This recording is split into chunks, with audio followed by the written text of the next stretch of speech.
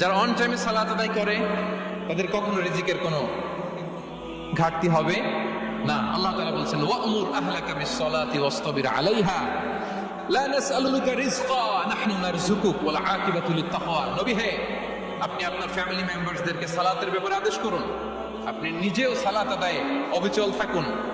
আমি তো আপনার কাছে রিজিক চাই নাই, আমি আল্লাহ রিজিক দেই, আমি তো রাজ্জাক। তার মানে সালাত যে আদায় করে তার রিজিকের কোনো টেনশন আর থাকে না। 3 নম্বরে গেল সালাত। 4 নম্বরে হচ্ছে ইস্তিগফার, বেশি বেশি ইস্তিগফার করা। কি পড়া? বেশি বেশি কি পড়া? ইস্তিগফার করা। আস্তাগফিরুল্লাহ, আস্তাগফিরুল্লাহ, আস্তাগফিরুল্লাহ। হাঁটছি, চলছি, ড্রাইভিং করছি, বাস স্টেশনে অপেক্ষা করছি, ফিলিং স্টেশনে ফুয়েল নিচ্ছি, পড়বো আস্তাগফিরুল্লাহ। কি পড়বো? আস্তাগফিরুল্লাহ।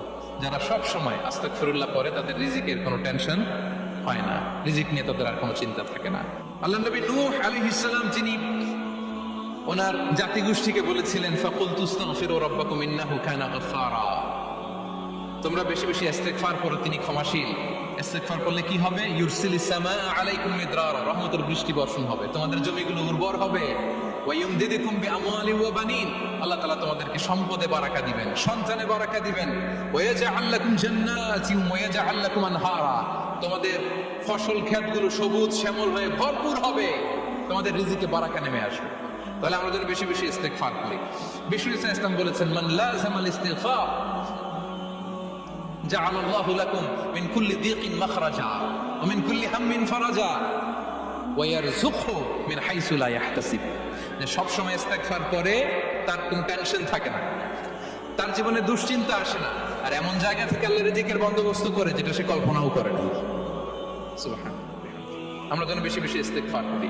আস্তাগফিরুল্লাহ, এটা হচ্ছে ভেরি শর্ট ফর্ম অফ ইস্তিগফার। অথবা পড়তে পারেন আস্তাগফিরুল্লাহ আল্লাযী লা ইলাহা ইল্লা হুয়াল হাইয়ুল কাইয়্যুম ওয়া আতুবু ইলাইহি। সাইয়্যিদুল ইস্তিগফার মুখস্থ আছে না আমাদের? এটা যেন বেশি বেশি পড়ি। ইয়াকিনের সাথে যে সাইয়্যিদুল ইস্তিগফার করবে, যেই দিন পড়বে ওই দিন যদি মৃত্যু হয় সে জান্নাতি। কোন রাতে মুকিনান বিহি, ইয়াকিনের সাথে যদি সাইয়্যিদুল ইস্তিগফারকে রিসাইট করে, ওই রাতে যদি সে মৃত্যুবরণ করে, বিষ্ণু বলেন সে জান্নাতি। তাহলে প্রিয় ভাই এবং বোনেরা, আমরা যেন ইস্তিগফার করি।